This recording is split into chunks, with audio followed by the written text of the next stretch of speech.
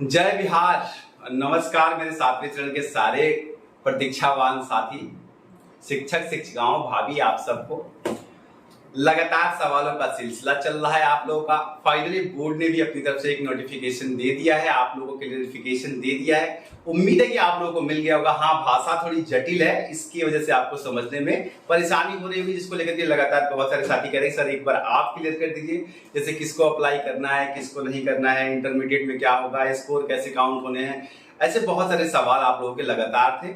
तो आज जो है इस पे बात करेंगे। नई नियमावली के ऊपर काम चल रहा है, अभी उसके बारे में इसलिए कुछ अच्छे से नहीं कह पा रहा हूं क्योंकि मैं प्रयास करता हूं कि आप सब तक एक ऑथेंटिक जानकारी ही आए। तो नियमावली में अभी सिर्फ 3 ही ड्राफ्ट बने हैं, अभी 7 ड्राफ्ट और बनने हैं। तो थोड़ा सा सारी ड्राफ्टिंग कंप्लीट हो जाए तब जाकर के आपको एक जानकारी सही दूं, क्योंकि प्रयास ये है कि आप तक ऑथेंटिक जानकारी पहुंचाऊं। तो उस पहलू पे नियमावली के लिए 2 दिन का वक्त दीजिए। 1-2 दिन में मैं आपको नई नियमावली पूरी बता दूंगा कि क्या क्या उसमें होने वाला है। उसके पहले आपके जो बहुत सारे सवाल आ रहे थे, एलिजिबिलिटी क्या है, मेरिट लिस्ट कैसे बनेगी, क्या काउंट होगा, क्या काउंट नहीं होगा, इन सारे पहलुओं पे आज बात करेंगे। तो मतलब वीडियो थोड़ी सी जानकारी वाली है, स्किप करेंगे तो नुकसान आपका हो सकता है, इसलिए आपको बेहतर है कि आप एक बार में सारी चीजें समझ लें। डॉक्यूमेंट वेरिफिकेशन की वीडियो, माफ कीजिएगा, डॉक्यूमेंट वेरिफिकेशन की वीडियो जो है कि डॉक्यूमेंट क्या क्या चाहिए, इसकी अगले सेगमेंट में मैं लेके आ जाऊंगा। वक्त भी थोड़ा सा कम मिलता है, इसलिए थोड़ा सा विलंब हो रहा है, इसके लिए मैं आपसे माफी चाहूंगा।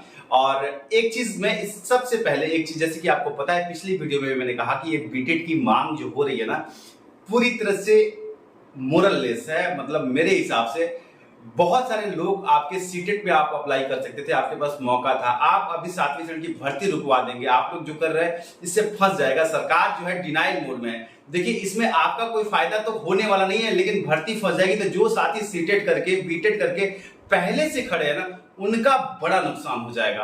आपको तो ना मिलने वाला है, कोर्ट ने भी आपको नहीं दिया, सरकार भी आपको नहीं देगी। लेकिन सरकार वैसे भी बड़ी मुश्किल से भर्ती लेके आती है, उसमें अगर आप लोग ऐसे बीटेड वाले साथी जो लगातार बीटेड की मांग कर रहे हैं, आपको नहीं मिलेगा। इन बच्चों के साथ गलत हो जाएगा, ये फंस जाएगी, सरकार को एक बहाना मिल जाएगा। तो थोड़ा सा मतलब परोपकार दिखाते हुए मैं बेहतर यही कहूंगा, इंतजार कर लीजिए। सीटेट का एग्जाम भी आपको जुलाई में होने वाला है, तो थोड़ा सा इंतजार कर लिया और इस भर्ती को पूरा होने दीजिए। बाकी मुझे पता है आपको बहुत बुरा लग रहा है और आप लोग मेरा साथ भी छोड़ रहे हैं, उल्टी पुल्टी बातें भी कर रहे हैं, लेकिन आप जरा सोचिए कि आप अभी ग्रेजुएट हुए, आप अभी तैयार हुए। कितने सारे साथी लगातार पहले से बैठे हुए हैं, इंतजार कर रहे हैं कि सीटेट करके बीटेट करके बैठे हुए कि भाई उनका नंबर आ जाए, और आप अभी आए, उनका इंतजार कितना लंबा है। इसलिए मैं ये कहूंगा सारे बीटेट वाले साथियों की ये मांग ही आपकी गलत है, बाकी मर्जी है आपकी। मैं तो इन साथियों के साथ हूं जो लगातार इतने दिन से इंतजार कर रहे हैं। मेरे सीटेट वाले साथी लगातार इंतजार कर रहे हैं, बीटेट वाले भी पहले के साथ इंतजार कर रहे हैं। इतनी मेहनत की है तो प्रक्रिया पूरी होनी ही चाहिए 7वें चरण की। इसमें किसी भी तरह का प्रावधान नहीं होना चाहिए, और इसको जितनी भी स्मूथ तरीके से हो सके उसके लिए हम जो प्रयास अपने स्तर से कर सकते हैं वो हम आप सबके लिए जरूर करेंगे। और हाँ, अब आगे बढ़ने से पहले एक और बात कहना मेरा काम है। चैनल पे नए हैं तो आप सब्सक्राइब करके बेल आइकन दबा सकते हैं, आपको इन्फॉर्मेशन ऑथेंटिक मिलती रहेगी, मुझे आपका सहयोग भी। और अगर आप मेरी बातों से एग्री करते हैं कि बीटेड वालों को ये भर्ती नहीं रोकनी चाहिए, अगर आपको लगता है गलत तो आप कह सकते हैं। तो अगर आपको एग्री करते हैं तो आप मेरे साथ दे सकते हैं, सब्सक्राइब कर सकते हैं, लाइक कर सकते हैं। लाइक वाइक करना छोड़िए, ये सब कहना अलग बात है। चलिए अब आ जाते हैं आपके महत्वपूर्ण सवालों पर। मेरे पास एक पूरा का पूरा जो है बोर्ड का एक मैं फोन में ले लेता हूं, 1 मिनट। हाँ जी, तो बहुत सारे सवाल जो आप लोगों ने पढ़ लिए होंगे, तो देखो उसमें अब आपके सवालों के जवाब देना शुरू करते हैं। सबसे पहले जो आपके मुख्य बहुत सारे सवाल है, सबसे पहला तो ये है कि ग्रेजुएशन में जो है क्या काउंट होगा, आपकी मेरिट कैसे बनेगी, ग्रेजुएशन की क्या है, मतलब खाली जो ऑप्शनल सब्जेक्ट है वो मतलब आपका मुख्य विषय या बाकी सारे सब्जेक्ट। तो देखो मैंने पहले भी आपको बताया था, आपने बीए में ग्रेजुएशन में जितना नंबर लाया है, चाहे वो किसी भी सब्जेक्ट से, टोटल मार्कशीट में जितना नंबर है उसको काउंट किया जाएगा, सिर्फ आपके सेलेक्टिव मेन सब्जेक्ट को नहीं, पूरा का पूरा सब्जेक्ट काउंट होगा। पहली चीज तो ये है।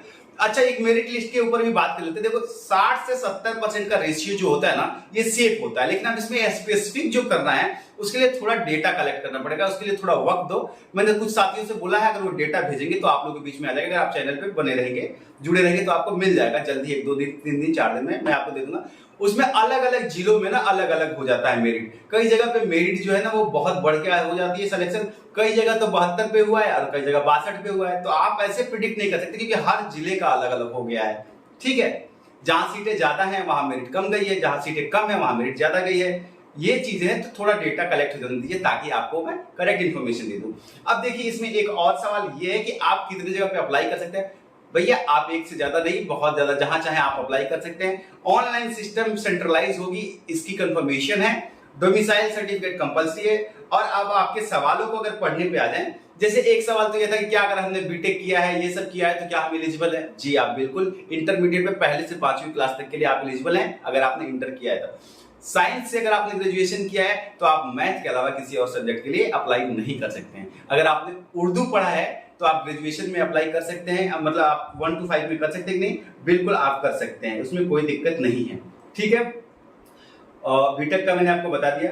हाँ, संस्कृत वाले जो साथी हैं वो अप्लाई नहीं कर सकते हैं, जिन्होंने शास्त्री किया है। जैसे एक सवाल आया था संपूर्णानंद यूनिवर्सिटी से हमने किया है, तो क्या आप अप्लाई कर सकते हैं? आपका जवाब यह है कि नहीं, आप नहीं कर सकते हैं। संस्कृत वालों के लिए ये भर्ती अभी नहीं है, आप उसमें अप्लाई नहीं कर सकते। मतलब संस्कृत की है लेकिन आप माध्यमा से पढ़े हैं, मतलब शास्त्री किया है, उपशास्त्री किया है, तो आप नहीं कर सकते हैं। ज्योतिषाचार्य किया है, ये नहीं आप अप्लाई कर सकते हैं। ठीक है, जिलेवार आप आवेदन कर सकते हैं, बिल्कुल कर सकते हैं। एक से अधिक नियोजन में भी आप कर सकते हैं। ये सारी सवाल के जो है ना, ये मैं पीडीएफ आपको अपने टेलीग्राम ग्रुप में दे दूंगा। ठीक है, वहां आपको मिल जाएगा। ठीक है, और आपके कुछ सवाल थे। हाँ, एक सवाल है कि महिलाओं को किस में अप्लाई करना है।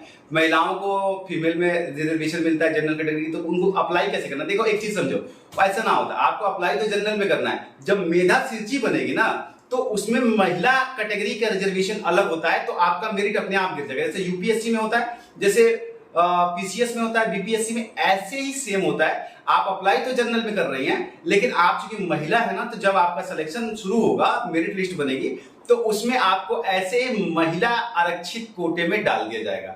तो आप मतलब समझ लो कि जो महिला सबसे ऊपर नंबर की होगी वो आ जाएगी कोटे में, फिर उसके नीचे तो मेरिट आपकी जनरल से कम जाएगी और आपको उसका लाभ मिल जाएगा। उसके लिए अलग से आपको स्पेसिफिक महिला रिजर्वेशन अप्लाई करने का ऑप्शन मिलेगा भी नहीं और आप कर भी नहीं पाएंगे। आपको जनरल कैटेगरी में ही अप्लाई करना पड़ेगा। आप महिला हैं तो ऑटोमेटिक आपको महिला रिजर्वेशन मिल जाएगा। ठीक है, हाँ, और अगर वेकेशनल विषय आपने पढ़ा है तो आपको इंटरमीडिएट में, तो आप इस भर्ती के लिए एलिजिबल नहीं है। ठीक है, तो ये आपके कुछ मुख्य सवाल थे जिसका मुझे लगा कि आप सबको जवाब दे देना चाहिए। अगर आपके कुछ सवाल छूट रहे हैं तो आप कमेंट सेक्शन में मुझसे पूछ सकते हैं। मैं वहां पे प्रयास करूंगा कि जब भी मैं ऑनलाइन आऊं तो आपको जवाब मिल जाएंगे। और ऐसे सवाल आपके बहुत सारे हैं, मैं आपको अपनी इंस्टाग्राम और ट्विटर आईडी भी दे दूंगा, आप वहां मुझसे पूछ सकते हैं, वहां मैं आपको जल्दी रिस्पॉन्स कर दूंगा। आज मैं आपको सारी चीजें अवेलेबल करा दूंगा। लेकिन एक चीज समझिए कि आप लोग पेशेंस रखिए, और बीटेट वाले साथियों आप बेकार की मांग करें, पहले बीटेट करा लो फिर 7वां चरण कराओ, ये कहीं ना कहीं ये मांग मुझे जायज नहीं लगती है। बाकी आप अपनी मर्जी के लिए स्वतंत्र हैं, लेकिन मैं इस बार आप लोग का साथ इस मामले में नहीं दे पाऊंगा। हाँ, 8वें चरण के लिए मैं आपके साथ हूं, सीटें बीटेट होना चाहिए, मैं इसके लिए आपके साथ हूं, लेकिन 7वां चरण रोक के बीटेट होना चाहिए, इसके लिए मैं आपके साथ नहीं। किसी का रोक के और आपका घर भरे, यह ठीक ना है। चलिए, तो ये सारी जानकारी थी। अगर आपको कुछ जानकारी चाहिए तो आप कमेंट सेक्शन में पूछ सकते हैं। उम्मीद है कि अब मेरे द्वारा दी हुई जानकारी आपको किसी काम आएगी। मिलता हूं अगली अपडेट के साथ, तब तक के लिए प्रणाम।